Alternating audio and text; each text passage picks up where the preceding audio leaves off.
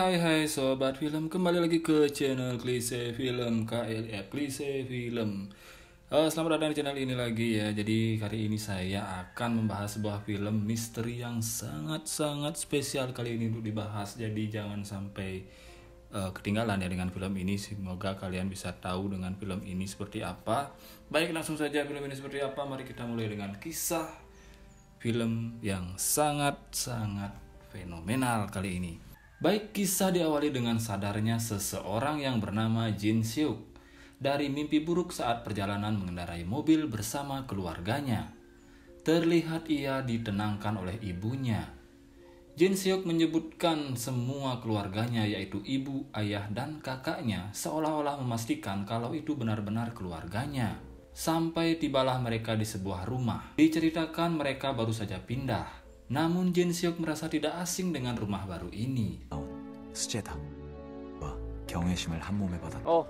엄마 주세요. Namun saat itu Jin Seok merasa bahagia, terutama saat melihat Hyung atau kakak laki-lakinya dalam bahasa Korea yang selalu ia banggakan. Karena merupakan orang yang penuh dengan prestasi, yang selalu menginspirasi hidupnya. Mereka pun bersiap-siap untuk merapikan barang-barang di rumah baru. Terlihat kakaknya Jin Seok memasang kalender yang saat itu merupakan tahun 1997. Baik Hyung maupun Jin Seok terlihat sangat akur. Beberapa saat kemudian ada seorang pekerja pria yang agak heran dengan hubungan kakak beradik sembari menanyakan kepada Jin Seok. 저희 집인데요. 방금 나가신 분 그분이 형이시라고요? 그럼 형님 되시는 분은 나이 Namun penasaran pria itu terpotong karena ada kakaknya Jin Seok. Saat malam tiba, Jin Seok tiba-tiba mendengar suara aneh dari kamar sebelah. Ia keluar kamar dan penasaran dengan ada apa di ruangan ini yang pintunya selalu terkunci. Saat mau dibuka pintunya, tiba-tiba kakaknya datang dan menganggap itu hal yang biasa.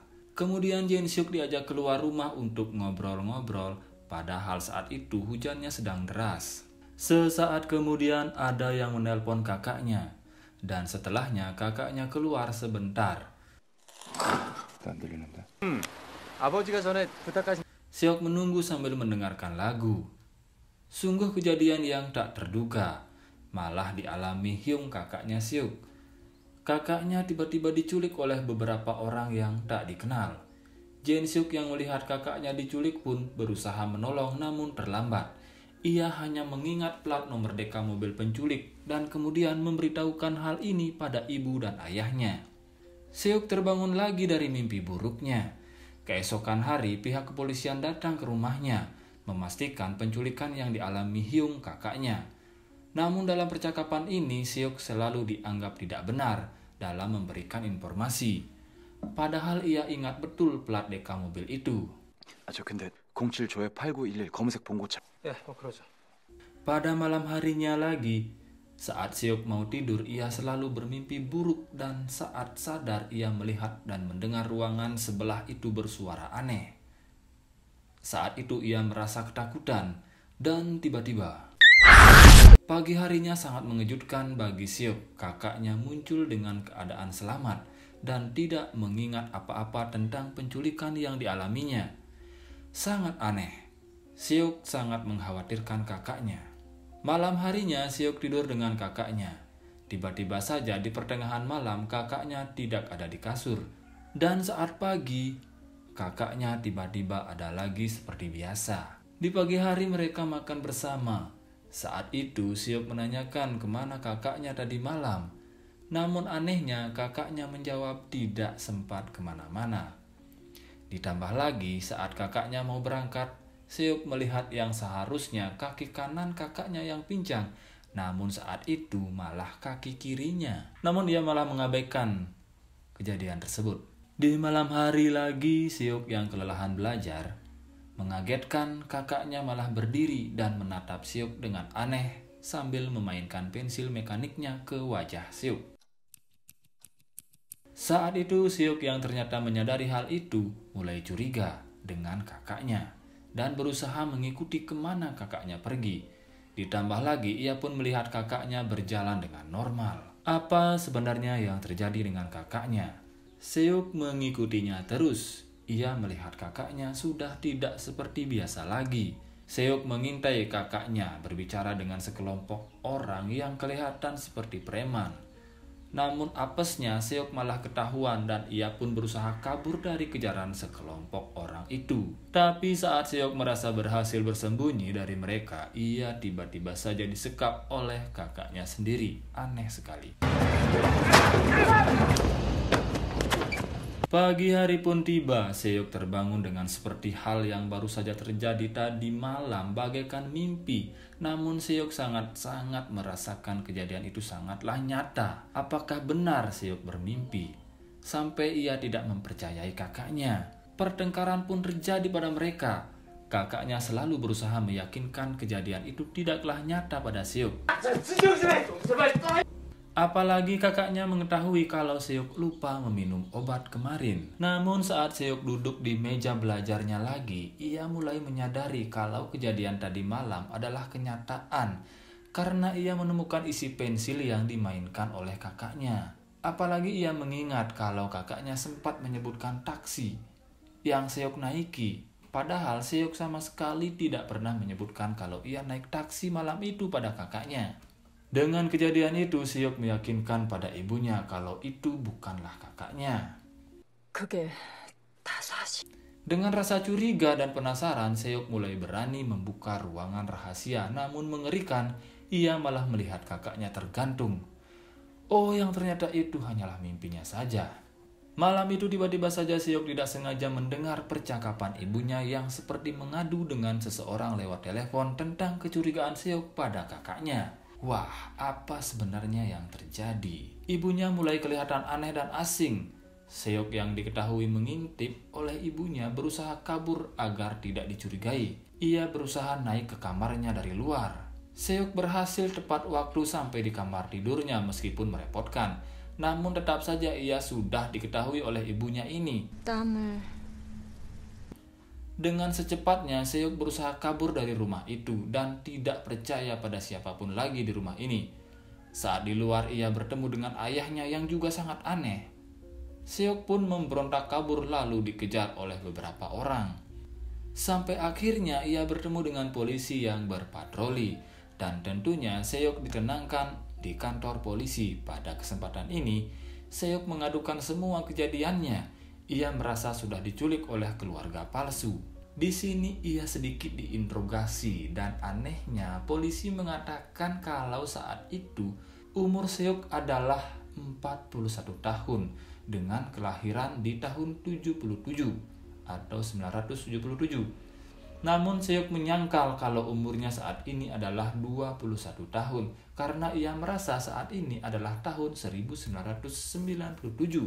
Sangat aneh. Kemudian polisi menyuruh Seok melihat tahun pada kalender yang saat ini adalah tahun 2017.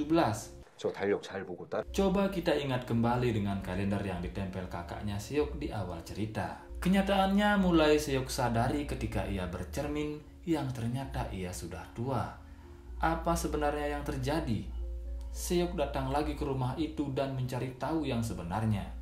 Seok sama sekali belum mengingat apa-apa. Di rumah itu ia membuka ruangan yang selalu membuatnya penasaran, namun anehnya di dalamnya ada patung yang berdarah tergeletak. Pria yang dianggap kakaknya ini muncul bersama wanita dan bapak yang dianggapnya ibu dan ayahnya juga. Sekarang pria ini menjelaskan pada Seok. Jadi pada tanggal 20 Desember 1997 terjadi kasus pembunuhan di pinggiran kota Seoul atau Korea Selatan, di mana seluruh anggota keluarga telah dibantai, yaitu di rumah ini. Jadi sedikit flashback dulu ya ke masa lalu, ada seseorang yang tidak terima dengan kejadian pembunuhan satu keluarga ini. Walaupun sempat kasusnya dilupakan atau ditutup lantaran polisi tidak berhasil menemukan pelakunya. Sampai bertahun-tahun lamanya si pria ini akhirnya menemukan Seok yang ia anggap sebagai pelakunya. Saat itu pria ini berhasil menangkapnya dan menginterogasi sampai menyiksanya agar ia mengaku. Namun Seok mengatakan tidak mengingatnya. Merasa belum yakin lagi dengan Seok sampai-sampai pria ini dan kelompoknya mengundang pakar ahli investigasi. 정말로 기억을 못하는 거라는 거야. 그러니까 송진성 dan menganalisa pikiran Seok, singkatnya seorang ahli psikiater, dengan mendorong ingatan Seok ke masa di mana saat ia bahagia dengan semua keluarganya, ibu, ayah, dan kakaknya. Jadi dengan berhasilnya mereka memulihkan ingatan Seok, saat itulah mereka berpura-pura menjadi keluarga Seok. Jadi itu rencana untuk memastikan Seoklah pembunuhnya. Jadi hal itu direncanakan untuk memastikan kalau Seoklah pembunuhnya. Namun dengan semua penjelasan dari pria ini, Seok masih saja mengatakan kalau ia tidak pernah membunuh. Saat perjalanan akan dieksekusi, tiba-tiba saja Seok berusaha kabur dari mobil yang berjalan. Jadi ini sangat merepotkan mereka. Seok terus berlari dan mereka terus mengejarnya. Sampai kecelakaan terjadi pada pria ini dan tak terduga, Seok juga ada yang menabraknya. Dengan bantuan tersebut, Seok mengingat masa lalunya yang ternyata ia adalah orang yang sangat bahagia dengan keluarganya di masa lalu. Yang sama dengan kejadian di awal film saat ia dan keluarganya di mobil hingga kecelakaan terjadi dan hanya Seok yang selamat. Dengan kesendirian tersebut, setelah 1 tahun dari kecelakaan, Seok mengalami kehidupan yang sangat-sangat berat karena saat itu Korea mengalami krisis darurat. Pekerjaan yang sulit, otomatis kriminalitas meningkat. Berkali-kali ia mencoba melamar pekerjaan namun tak kunjung ia dapatkan. Hingga suatu hari ada pesan pada emailnya yang tidak ia ketahui dari siapa pesan itu. Dan isi pesannya adalah pekerjaan sebagai pembunuh dengan imbalan yang sangat besar. Sangat membingungkan bagi Seok. Merasa sangat membutuhkan uang, ia pun melanjutkan pesan itu, yaitu membunuh seorang ibu dari keluarga yang tidak bersalah. Dan arahan dari orang yang menyuruhnya hanyalah membunuh ibunya saja. Seok memasuki rumah tersebut. Namun saat melihat ibu dan anaknya itu tertidur, ia membatalkan niatnya untuk menghabisi si ibu. Tapi apa daya, kejadian menjadi kacau ketika ibu dan anak perempuannya panik dan berteriak, membuat Seok juga panik dan menyuruh mereka diam, namun tidak bisa diam. Karena panik, ia malah membunuh anak perempuannya secara tidak sengaja. Kemudian ibunya datang dan melihat anaknya tergeletak dan tidak bernyawa, juga berteriak dan membuat Seok semakin panik dan menikam ibunya. Penyesalan bagi Seok, seharusnya ia tidak pernah mengikuti pesan orang misterius itu. Dan yang paling menyedihkan adalah ternyata masih ada anak laki-laki yang masih kecil. Seok sangat-sangat menyesal dan menipu anak kecil itu kalau ibunya yang sudah tewas akan datang. Di rumah itu tanpa sengaja ia melihat foto keluarga yang ternyata si ayah dari keluarga tersebut merupakan dokter yang sempat Seok kenal karena ia dokter yang merawat keluarga Seok yang kecelakaan di rumah sakit. Saat itu Seok menyadari kalau orang yang memberikan pesan itu adalah si dokter tersebut. 아저씨 누구세요? Nah, sekarang beralih ke si dokter yang saat itu ia ditelepon oleh anak laki-lakinya dan mengatakan sambil menangis bahwa ibu dan kakaknya sudah tidak bernafas. Dalam pembicaraan itu, tiba-tiba saja Seok datang menemui si dokter. Dengan sangat-sangat menyesal, Seok tidak mengerti kenapa si dokter tega merencanakan pembunuhan untuk istrinya sendiri. Pada akhirnya terjawab alasan kenapa si dokter melakukannya adalah untuk mendapatkan asuransi dari kematian istrinya. Tujuannya untuk menyelamatkan anak-anaknya mengingat krisis ekonomi yang terjadi. Seok yang tidak menyangka dengan teganya si dokter ini menangis. Namun amarah si dokter sudah tak terkendali lagi karena Seok juga membunuh anak perempuannya. Dokter ini berusaha mencekik Seok untuk ia bunuh juga. Namun kejadian berbalik saat Seok berusaha menyelamatkan diri dari cekikan dokter dan malah membuat si dokter jatuh dari gedung. Walaupun Seok berusaha menyelamatkannya, namun tenaganya tidak cukup. Sekarang beralih ke Seok yang sudah tersadar di rumah sakit. Yang di sana sudah ada si pria yang menyamar jadi kakaknya di awal cerita tadi, yang sangat ingin menghabisi Seok. Saat akan memberikan obat suntik mati, Seok sudah pasrah dan meminta pengampunan pada keluarga yang ia bantai. Namun si pria ini sangatlah marah besar dengan pengakuan Seok Dan betapa mengagetkannya, ternyata si pria ini adalah anak yang masih hidup dari keluarga korban tersebut. Ia pun meminta kebenaran dari Seok. Saat itu ia mengetahui rencana pembunuhan itu memang benar dari ayahnya sendiri untuk asuransi. Tidak disangka pria ini bertahun-tahun mencari informasi untuk membalas dendam. Entah kenapa pria ini tidak jadi untuk membunuh Seok, karena ia menyadari tentang kasus itu. 그거 왜? 잘해줘.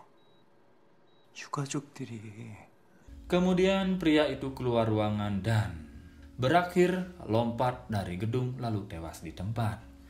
Begitu juga Seok yang sudah sangat menyesali perbuatannya menyuntikkan cairan bunuh diri pada tubuhnya sendiri. Film pun berakhir dengan ia mengingat masa lalunya yang ternyata ia pernah bertemu dengan keluarga si dokter itu, tepatnya si anak kecil ini. Ya, sobat film tahulah siapa dia, si anak kecil ini. Silakan tebak di kolom komentar ya. Oke, sebuah film yang sangat menarik kali ini ya. Jadi film teka-teki yang terbaik menurut saya. Judulnya Forgotten.